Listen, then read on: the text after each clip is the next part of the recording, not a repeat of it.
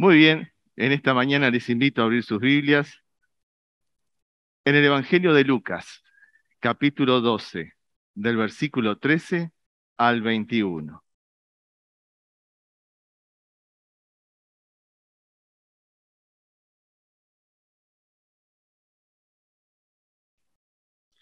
Evangelio de Lucas, capítulo 12, del versículo 13 al 21.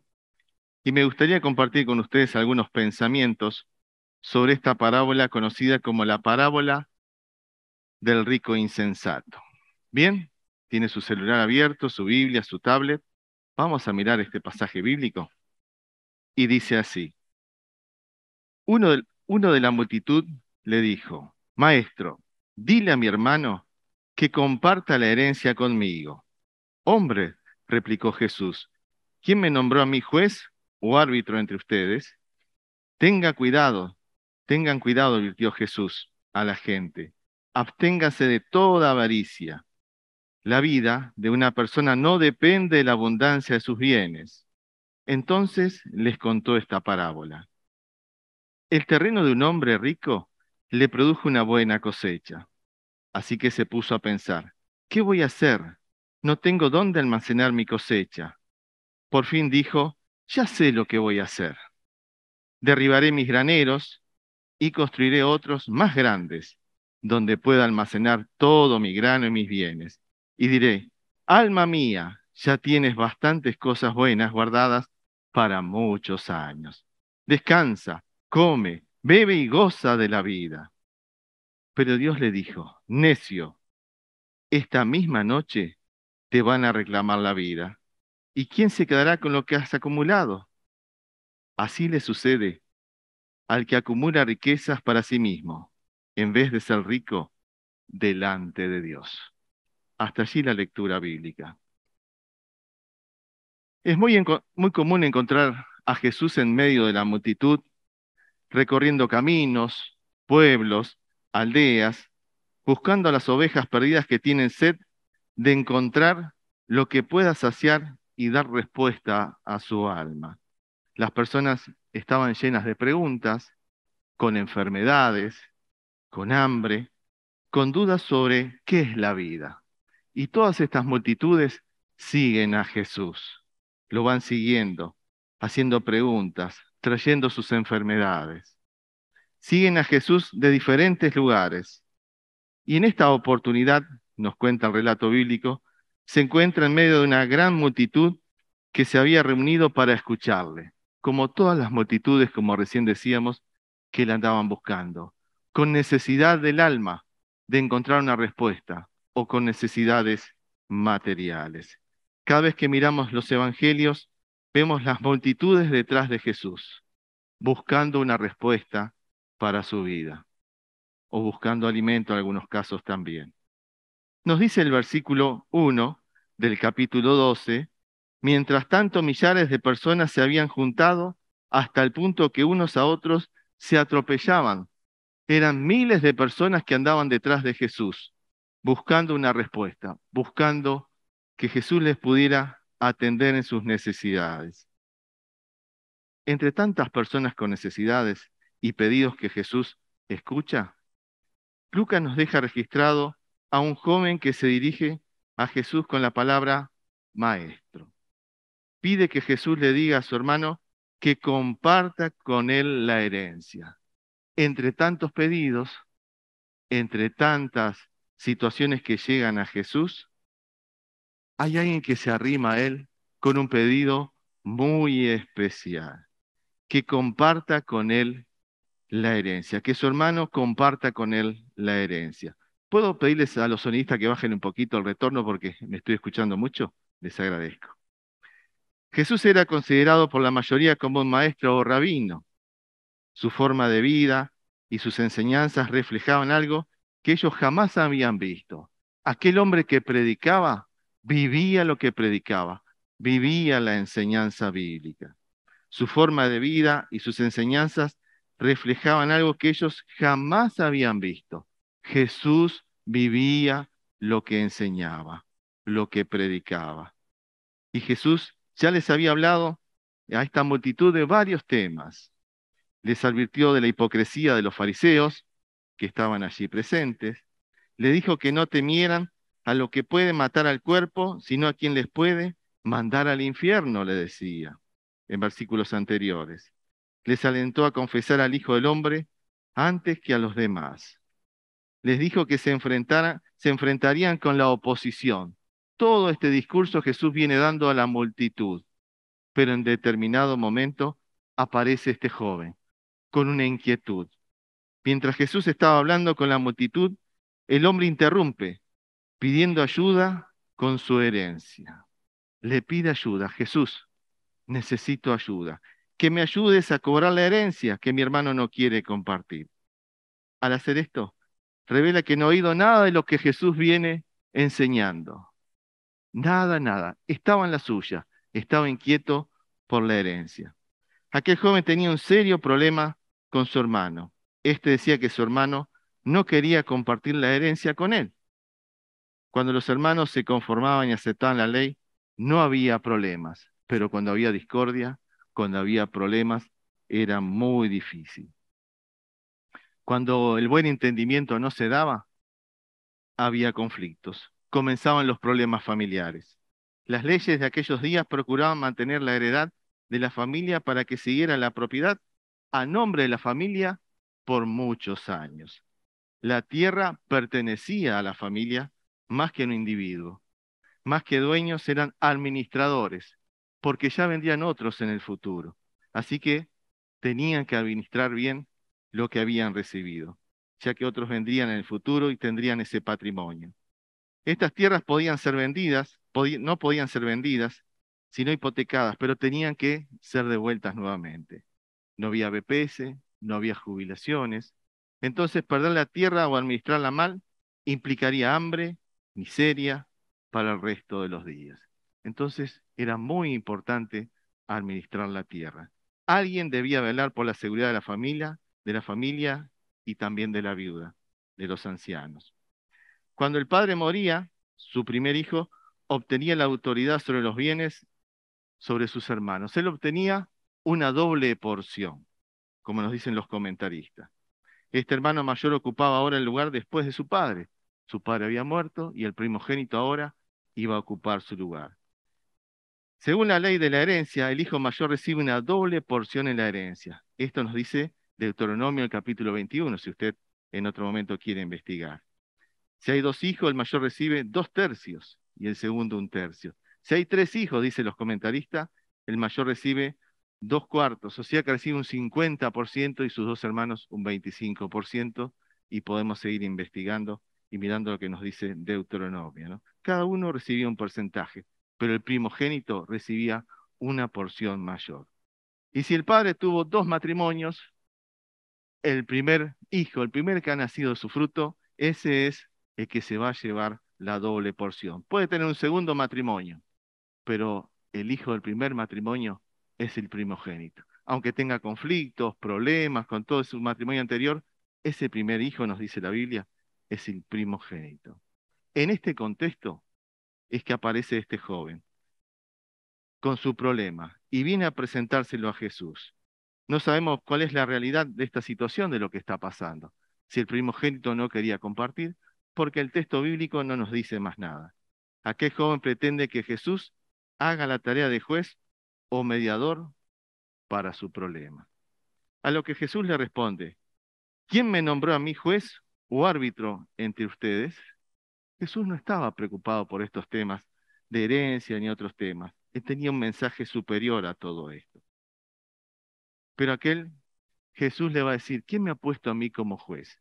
Cuando uno mira el contexto bíblico, el juez era un gobernante en Israel con la autoridad de administrar justicia para condenar y castigar al malvado, o para liberarlo.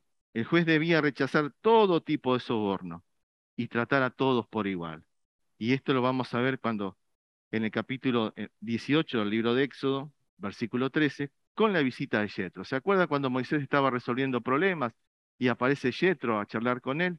Bueno, ahí es donde comienza este tema de los jueces, que lo van a ayudar a Moisés con la resolución de conflictos, problemas, y se va a ir estableciendo las leyes para aquellos días.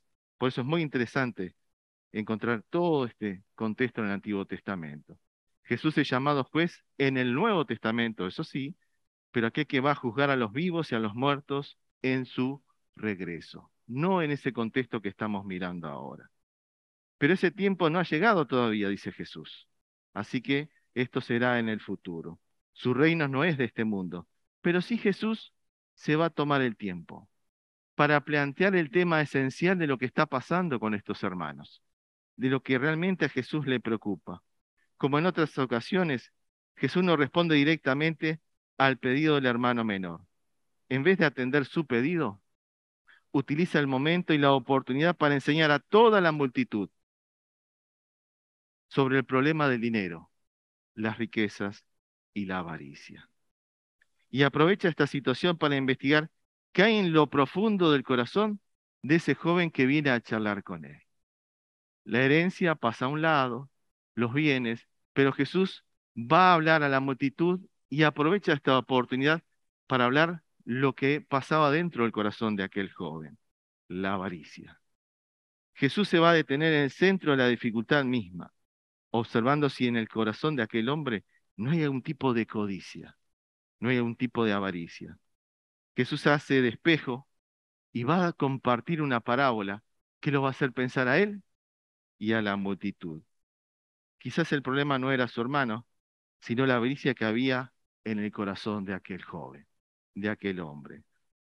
Jesús le da una severa advertencia contra la codicia diciéndole a toda la multitud, ojo, tengan cuidado, presten atención, dice varias versiones bíblicas por ahí. Tengan cuidado, advirtió a la gente, absténganse de toda avaricia, porque la vida, dijo Jesús, de una persona no depende del tamaño de su billetera, de su cuenta en el Banco República o en otro banco, ni la abundancia de sus bienes. La vida de una persona no depende de la abundancia de sus bienes, dijo Jesús en aquellos días. Significado de avaricia. Usted sabe que me gusta ir siempre al diccionario. Y avaricia significa afán de poseer muchas riquezas por el solo placer de atesorarlas sin compartirlas con nadie. Significado de avaricia, afán de poseer. Y afán es el deseo intenso que mueve a hacer una cosa. El afán de poseer, de tener, de ser alguien al tener todas esas cosas. La avaricia es el deseo de tener más. Quiero tener más. Porque eso quizás me da un sentido de vida, me da una posición en la sociedad. De tener lo que otros tienen, el avaro es una persona ansiosa de posiciones. Expresa una filosofía de vida equivocada y nunca se sacia.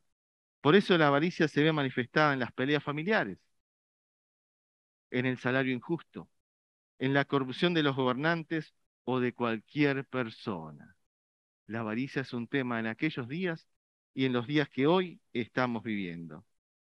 Esta misma semana hablé con 3 personas que tienen problemas con temas de herencia. 3 personas vinieron a hablar que tienen problemas con sus familiares, con un tema de la herencia. Es un tema que sigue vigente hoy en día.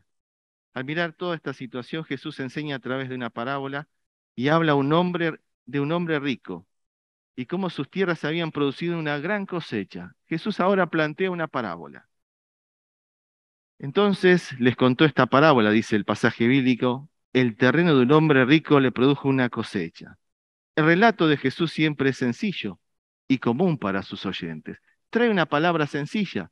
Jesús toma del diario vivir imágenes, pensamientos y se lo pone a la multitud. La multitud entendía, no andaba con palabras complicadas, un lenguaje sencillo y al último, una verdad para pensar y reflexionar. Era un tema conocido por todos, la siembra y la cosecha. El ambiente que se presenta es un ambiente agrícola de Palestina. Un hombre que planta y tuvo una buena cosecha. La hacienda de aquel hombre había producido una gran cosecha, tanto que sus galpones estaban rebosando. Así que al mirar esta dificultad, el hombre se puso a pensar y a hacer algunas preguntas que nos dice el texto bíblico. ¿Qué voy a hacer? No tengo dónde almacenar mi cosecha. Se puso a pensar, reflexionó, quizás se preparó un mate, se sentó debajo del árbol y por fin dijo, ya sé lo que voy a hacer, ya sé lo que voy a hacer. Derribaré mis graneros y construiré otros más grandes, donde pueda almacenar todo mi grano y mis bienes. Todos mis granos y mis bienes. Y sin duda que era necesario esto si quería que su empresa siguiera creciendo. Era necesario aplicar el cambio en la organización para seguir creciendo. Y hasta aquí no encontramos nada fuera de lugar en la actitud de este hombre, diríamos de este empresario. Era diligente, rápido en la toma de decisiones, era práctico y previsor del futuro, se estaba preparando para el futuro. No hay nada malo de agrandar galpones, los hilos, no había nada malo en prepararse para el futuro. Hasta aquí, todo bien. Nada de esto era malo. Pero es el siguiente versículo donde comienza el problema. Luego de todo esto, dice la Biblia, y diré, alma mía, ya tienes bastantes cosas buenas, guardadas para muchos años. Descansa, come, bebe y goza de la vida. Nada de su trabajo, como recién decíamos, está mal. Solo que se ha olvidado de lo temporal que es su vida, que su vida está de paso. Alma mía, ya tienes bastantes cosas buenas guardadas para muchos años. Descansa, come, bebe y goza de la vida. Pero Dios le dijo, necio, esta misma noche te van a reclamar la vida. ¿Y quién se quedará con lo que has acumulado? ¿Quién se quedará con tu esfuerzo, con todo lo que has hecho? ¿Quién se quedará? Pero él seguía pensando, descansa, come, bebe y goza de la vida. Si Dios no está presente en la vida de las personas, termina quedándose vacía. No hay galpones, no hay riqueza, no hay granos que pueda llenar la vida del ser humano. En esto encontramos una actitud puramente materialista, ya que Dios no está en contra de descansar o gozar de la vida. Pensemos solamente como ejemplo en Eclesiastés capítulo 2, versículo 24, que nos dice que Dios nos bendice cuando comemos, bebemos y disfrutamos de nuestro trabajo, si Dios está presente, si Dios está presente. Pero en el caso de este hombre, él era necio. Y significado de necio, que insiste en los propios errores una y otra vez y tiene posturas equivocadas. Pero el Señor afirma en esta parábola que este hombre era necio. En el centro de su vida está solo él y su bienestar. El problema no era planificarse, el problema no era plantar, el problema no era cosechar, el problema no era tener grandes galpones.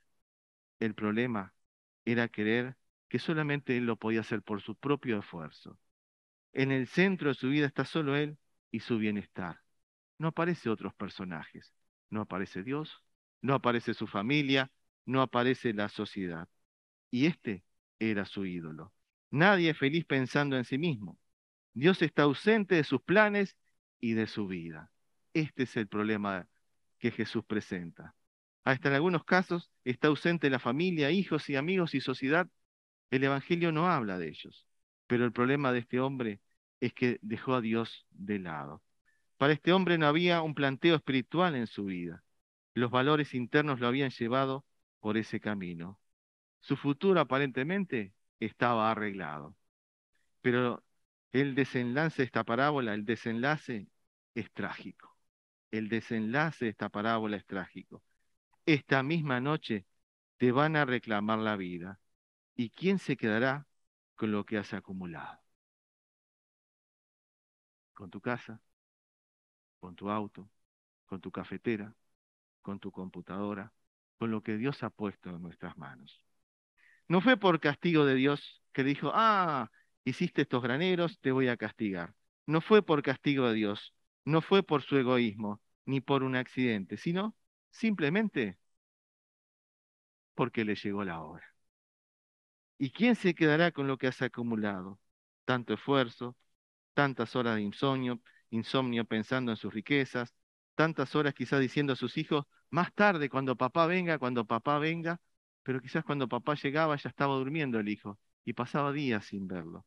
Más tarde le decía a la esposa, cuando levante la cosecha, vamos a salir a pasear.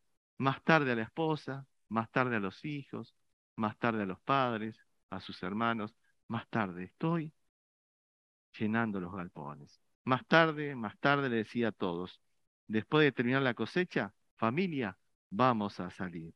Más tarde, más tarde, más tarde. En un discurso, el doctor Martin Luther King dijo, para este hombre de la parábola, los medios llegaron a ser más importantes que el fin. Es decir, estaba tan preocupado por las riquezas que se olvidó del propósito eterno de la vida. Las riquezas pueden distraernos del enfoque real de la vida y de la plena confianza en Dios. El hombre de la parábola se olvidó que la vida tiene un tiempo y hay que administrarlo. Y aquí nos encontramos por lo menos con tres problemas, me hizo pensar esta parábola. Número uno, si el hombre de la parábola era ateo, si no creía en Dios y no tenía a Dios en cuenta en sus planes, sabía que un día se iba a morir. Entonces, mal administró sus tiempos y no disfrutó de la vida. El hombre que no creía en Dios se pasó todo el tiempo trabajando, trabajando, trabajando, trabajando y se murió. No salió a pasear, no salió a disfrutar, entonces hizo mal sus cálculos. Hace una semana atrás, el día del feriado, salí a caminar con mi hija, salimos a caminar. Entonces pasé por un negocio y vi una enorme camioneta, esas grandotas, grandotas, ruedas muy grandes. Era feriado, un súper no muy grande, y su hermosa camioneta estuvo todo el día parado ahí. ¿Qué hizo usted en el día feriado? Quizás salió, quizás le tocó trabajar, pero al pasar por ese supermercado dije, qué hermosa camioneta, pero qué ilógico. Pasó todo el día encerrado y su camioneta aquí afuera. ¿Qué hubieras hecho, Aldo, con esa camioneta? ¿Eh? Pasear un ratito hubiera hecho Aldo. ¿Verdad que estas cosas siguen pasando? ¿Qué hubiera hecho usted? Hubiera hecho como Aldo. Vamos a salir, ponía a su familia, vamos a salir por ahí. Pero a su esposa quizás la dejó en la casa y vaya a saber cuántas cosas que el texto bíblico no nos dice. Pero él dejó a Dios de lado. El hombre de la parábola se olvidó que la vida tiene un tiempo. Si el hombre de la parábola era ateo y sabía que un día se iba a morir, mal administró los tiempos. Tenía que haber administrado bien los tiempos antes que la muerte golpeara a su puerta. En segundo lugar, creyó que su porvenir y prosperidad dependía exclusivamente de su esfuerzo. Aquí está mi prosperidad. Voy a trabajar, a formarme, voy a agrandar esos graneros. Y creyó que la felicidad estaba allí. Al preparar el mate cada mañana y ver los galpones allí, ¡hey! Allí está la felicidad, porque en alguna parte de su ser o la sociedad le hizo pensar que la felicidad estaba en tener, tener y tener. ¿Para quién sería todo ese esfuerzo? Quizás no se detuvo. Y tercero, su vida no fue útil ni para Dios ni para su prójimo. Jesús va a finalizar esta parábola diciendo, así le sucede a aquel que acumula riquezas para sí mismo en vez de ser rico delante de Dios. Su vida no fue útil para Dios. Pasó trabajando para sí mismo, para atender sus propias necesidades y no atendió al prójimo. Aquel hombre no fue rico para con Dios. Enfrentaría la muerte con su cuenta en cero. ¿Qué hizo para Dios? Abrió su corazón, creyó, sirvió al prójimo. Y mi pregunta es, ¿y nosotros somos ricos para con Dios?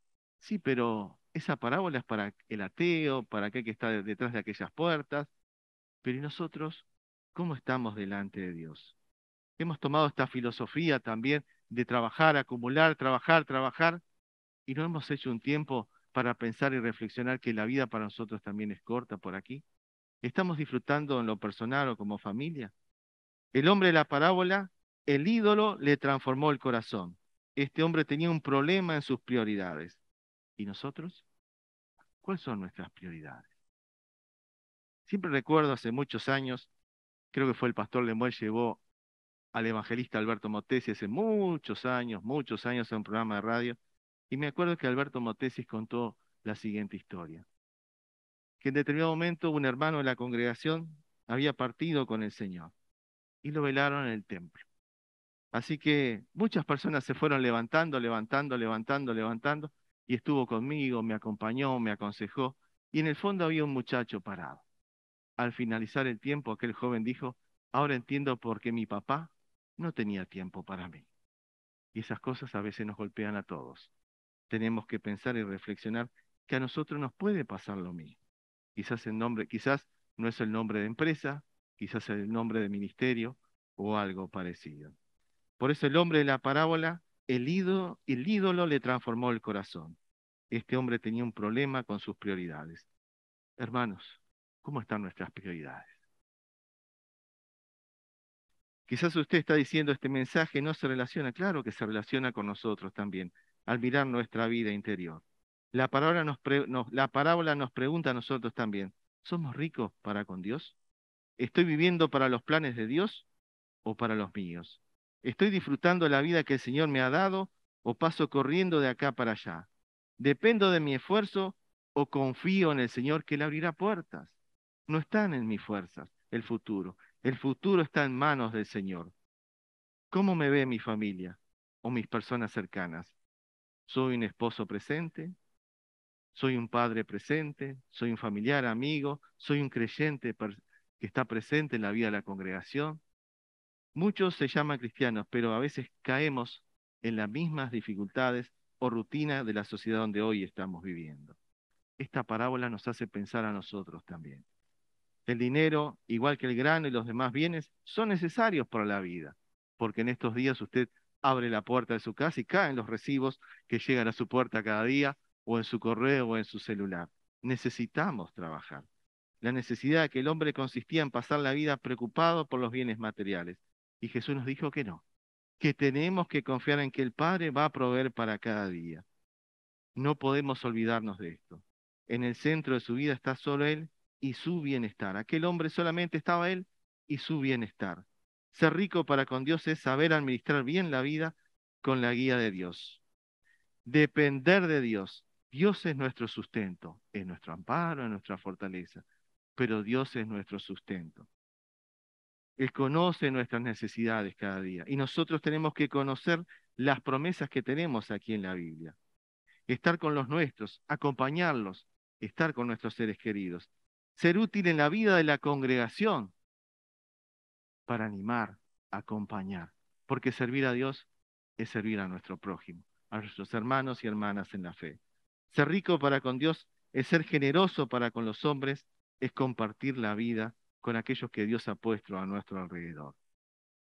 El mayor tesoro es nuestra propia vida. Este hombre reduce su existencia a disfrutar de la abundancia de sus bienes, él y su abundancia. Muchas personas se afanan en su vida trabajando, estudiando, gastando todos sus recursos, pero se han olvidado que un día el tiempo va a pasar. Y cuando se vuelvan a mirar al espejo, el tiempo ha pasado. Por eso el deseo de Dios que en nuestra vida, que sea la prioridad de nuestra vida, el que busquemos primeramente el reino de Dios y su justicia, y todo lo demás será añadido. Buscar el reino de Dios y su justicia, como cantábamos hoy, y todo lo demás será añadido. La iglesia de hoy necesita dar una respuesta a la sociedad, a desafiar, a ayudar al ser humano y a orientarlo cómo debe vivir realmente la vida. Sacarlo del engaño que le dice que las cosas materiales, que la abundancia llenarán su corazón. Jesús le habló a aquella multitud.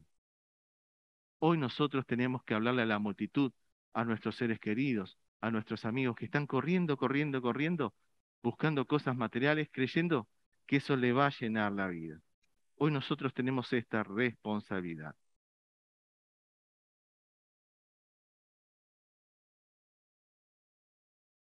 Se dice que Miguel es un joven estudiante y planeó a la perfección su vida.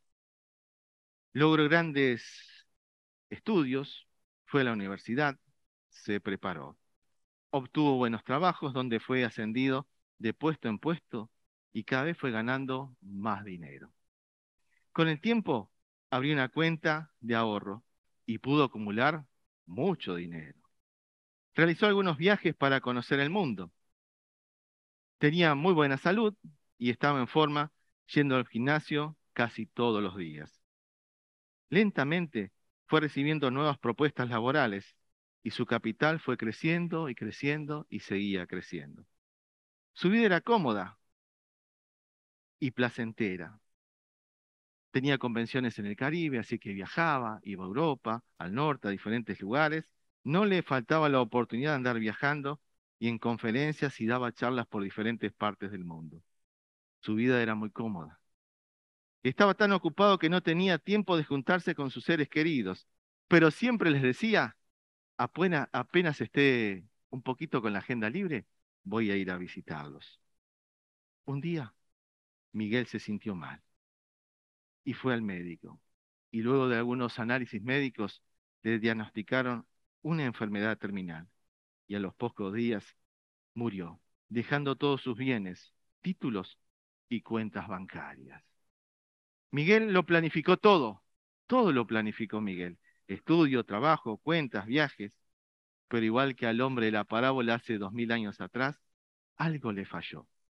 Olvidó lo más importante, invertir en su alma, en su vida espiritual. La muerte lo encontró, siendo a Miguel también en nuestros días, pobre para con Dios. La pregunta que nos debemos hacer todos nosotros es, ¿somos ricos para con Dios? ¿Conocemos a Dios realmente? ¿Le hemos entregado nuestro corazón al Señor? ¿Hemos nacido de nuevo? Sin esto estaremos perdidos. La muerte nos llegará un día y ¿cómo nos encontrará? Y los que sí hemos entregado nuestra vida a Cristo, ¿cómo están nuestras prioridades? ¿Somos ricos para con Dios? ¿Dónde está nuestro corazón? ¿Realmente confiamos en su cuidado y protección? ¿Dios está presente en nuestras vidas? Porque lo primero que podemos decir, aquel hombre no conocía a Dios. Pero el mensaje de la sociedad que hoy tenemos nos puede llevar a esto, a seguir buscando, corriendo tras las cosas materiales, y nos puede alejar de Dios. Dios nos da la posibilidad de tener el punto exacto, ni pasarnos sentados debajo del árbol, ni pasando corriendo todo el tiempo. Si usted se quiere reír hoy a la tarde, cuando tome el mate, busque aquella historia que cuenta el humorista Luis Landricina. ¿Para qué? Y usted se va a reír. Porque como dijo Landricina, es un cuento filosófico, pero habla del hombre que estaba debajo de un árbol, cuidando unas cabras, y alguien que vino a otro país a proyectarle buenos planes y negocios. El Señor Jesucristo nos da el equilibrio justo para nuestra vida como cristianos. Por eso, qué bendición que es poder conocer la Biblia, tener esta enseñanza bíblica, para poder entender lo que Dios quiere de nuestra vida cada día. Que podamos seguir cada día reflexionando en la palabra del Señor, porque esa reflexión que cada día hacemos se ve en lo práctico de nuestra vida, en la relación, en nuestro trabajo. Que podamos cada día ser más ricos en la relación con Dios, que es cuidar a nuestro prójimo. Vamos a orar. Amado Señor, en esta hora te damos gracias. Gracias te damos cada día por tu palabra que habla a nuestros corazones. Nos hace pensar, nos hace reflexionar, nos hace atender tu obra, Señor, tu vida, esa vida que tú diste allí en la cruz y que hoy tenemos vínculo contigo, que tú estás obrando en nuestros corazones. Danos sabiduría, Señor, a la hora del trabajo, de las prioridades, que tú puedas ser el primero en cada área de nuestra vida, Señor. Gracias por cada hermano y hermana en la vida de esta congregación. Que tú los cuides y que podamos aprender cada día que el verdadero sustento viene de ti y que nuestros planes y proyectos se realizarán si tú estás de acuerdo. Señor, guíanos en este tiempo. Ayúdanos cada día a planificar, pero sobre todas las cosas a confiar en ti. Oramos agradecidos en tu nombre, Señor, y por tu palabra. En tu nombre, Señor, te damos gracias. Pedimos tu bendición. Amén. Que el Señor les bendiga.